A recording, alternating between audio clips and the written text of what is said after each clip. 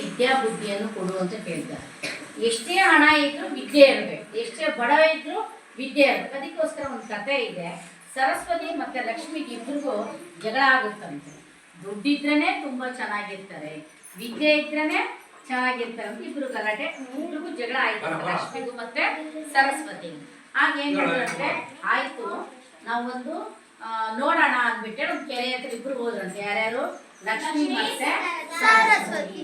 ಅಲ್ಲಿ ಹೋಗ್ಬಿಟ್ಟು ಲಕ್ಷ್ಮಿ ಏನ್ ಮಾಡಿದ್ದಂತೆ, ಎಲ್ಲ ಕಲ್ಲುಗಳಿರ್ತಾವಲ್ವಾ ಕೆರೆಗಳ ಹತ್ರ, ನದಿಗಳ ಹತ್ರ ಕಲ್ಲುಗಳಿರ್ತಾವಲ್ವಾ, ಆ ಎಲ್ಲ ಕಲ್ಲುಗಳನ್ನು ವಜ್ರ ವೈಡೂರ್ಯ ಮಾಡಿ ಪಳ ಪಳ ಪಳ ಪಳ ಅನ್ಬೇಕು, ಆ ತರ ಮಾಡಿದ್ಲು ಲಕ್ಷ್ಮಿ. ಆ ಟೈಮಿಗೆ ಒಬ್ಬ ದನ ಕಾಯ್ತಕ್ಕಂಥ ಹುಡುಗ ಬಂದಂತೆ, ಕೆರೆಗೆ ಎಮ್ಮೆಗಳನ್ನು ತೊಳೆಯಕ್ಕೆ ಅಥವಾ ನೀರು ಕುಡಿಯೋಕ್ಕೆ ಬಂದಂತೆ. ಅವನು ನೋಡಿದ್ರು ಕೂಡ ಅವನಿಗೆ ಏನು ಅನಿಸ್ತಂತೆ, ಯಾಕೆ ಹೇಳಿದ್ರೆ ಸರಸ್ವತಿ ವಿದ್ಯೆ ತಗೊಂಡ್ಬಿಟ್ಟಿದ್ದು ವಾಪಸ್. ಆ ದನ ಕಾಯಿನಲ್ಲಿರ್ತಕ್ಕಂಥ ಹುಡುಗನ ವಿದ್ಯೆನ ಏನ್ ಮಾಡ್ಬಿಟ್ಟಿದ್ರು ತಾಯಿ, ವಾಪಸ್ ತಗೊಂಡ್ಬಿಟ್ಟಿದ್ರು. ತನ್ನ ಮುಂದೆ ಅಲ್ಲಿ ದುಡ್ಡಿದೆ, ವಜ್ರ ಇದೆ, ವೈಡೂರ್ಯ ಇದೆ, ಆದ್ರೆ ಅವನಿಗೆ ಗೊತ್ತಾಗ್ತಾ ಇಲ್ಲ ಅದನ್ನ ಏನ್ ಮಾಡ್ಬೇಕು ನಾನು ಅಂತ. ಅವಾಗ ಎಷ್ಟೊತ್ತು ತನಕ ಲಕ್ಷ್ಮಿ ಪ್ರಯತ್ನ ಪಟ್ಟೆ ಪಡ್ತಾಳೆ, ಅವನಿಗೆ ತಿಳುವಳಿಕೆ ಬರಲ್ಲ. ಇದನ್ನ ನಾನು ಸಾಕಷ್ಟು ದುಡಿದು ದೊಡ್ಡ ಶ್ರೀಮಂತ ಆಗ್ಬೋದು ಅನ್ನೋ ಬುದ್ಧಿ ಬರಲ್ಲ. ಯಾಕೆ ಬರಲ್ಲ ಹೇಳಿ, ಅವನಿಗೆ ಬುದ್ಧಿ ಇಲ್ಲ. ಏನಿಲ್ಲ?